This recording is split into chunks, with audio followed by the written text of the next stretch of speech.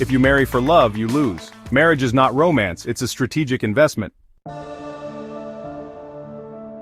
Let's stop deceiving ourselves. Love is not enough, romance won't sustain you. And marriage built on feelings will collapse under pressure. Because marriage isn't an emotional experiment, it's a power move. You're happy today. Great. But what happens when money gets tight? What happens when you lose your job?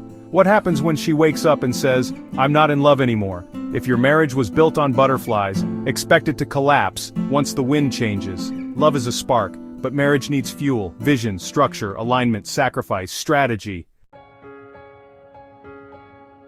Let's talk logic. You're wise, she's fresh, but instead of raising your stock, she drops the average. You're thinking legacy, she's thinking TikTok. You're building wealth, she's building influencer reels. She's not even ready to build it into a media business. You've seen war. She's crying because you forgot to comment on her new selfie. And now you're stuck in a marriage that drags you backward, because you married vibes, not vision. Marriage is a merger, not a movie. When two become one, it's not about hugs and kisses.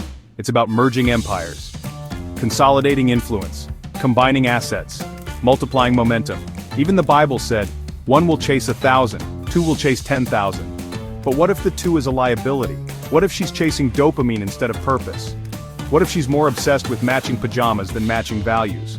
Now you're running with dead weight, fighting alone, providing alone, planning alone, and she's somewhere saying, "I don't like forcing things." Modern girls don't grind, they ghost. Let's be real, many modern women want love with no labor, comfort with no contribution, leadership with no loyalty. She wants a soft life, but won't lift a finger. She's jobless, but has high taste. She's broke, but her demands come in 6 figures. She says you're stressing her mental health, because you asked about her career goals. Try to build with her and she'll say, "This isn't flowing naturally, I need space." Her submission is a maybe. Her obligations are optional. Today's woman wants to reply when she feels like, to submit if the vibe is right, to bear children only when convenient, to pause the relationship if she's not in the mood. Any hint of hardship, she's gone. Any serious talk, she's emotionally unavailable. Any call for accountability, she's being controlled.